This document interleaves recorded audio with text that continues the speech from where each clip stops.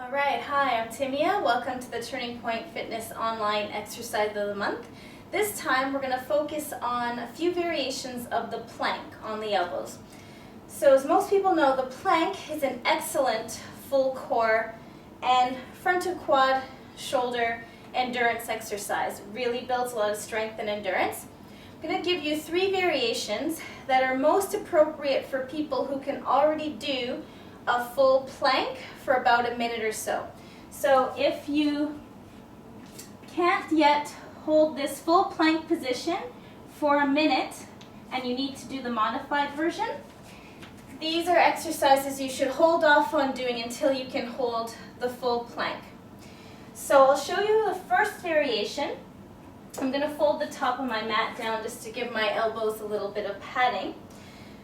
First variation involves a lift and lower of the leg. So in addition to the core, shoulder muscles, front of thighs, it's going to add in work for the hamstring, glutes, and lower back as well. So while you're in the plank position, you can do this in 2 ways. You can build more core control by lift, lower, other side, lift, lower. So you keep alternating that while you're holding the plank.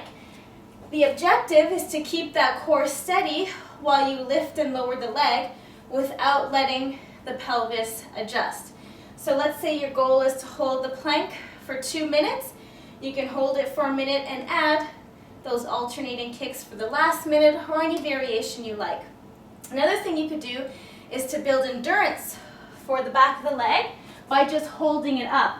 So if I'm doing a 1-minute plank, I'll hold the leg off 30 seconds, other side 30 seconds. So you could do either one. Alternate the legs on an ongoing basis to build core control or build more endurance in the back of the body by holding the leg up long period of time and then switching to the other side. So that's variation 1. Variation 2 is to take the leg out to the side. So instead of the back of the leg, it's going to add more for the hips, upper glutes, and a little bit for the waist. So if I'm in my plank, I would take the leg out to the side, other side. So I'm alternating, again, maintaining that core control. So just like the last one, you can do out and in, alternating for a period of time to build more control, or you can hold the leg out to the side for a long period of time and then switch to the other side. That'll build endurance. And our final variation brings in a little bit of my ballet training. So you're in the plank position and I'm going to bring the knee open to the side with my toes touching the side of the knee. So in ballet, that's the retire position. This part, or this variation of the exercise, is going to be great for building the glutes and the outward rotators of the leg. So I can bring that knee open, hold for a long period of time, and then switch to the other side. Or I can lower the knee, lift, lower, lift, lower, lift.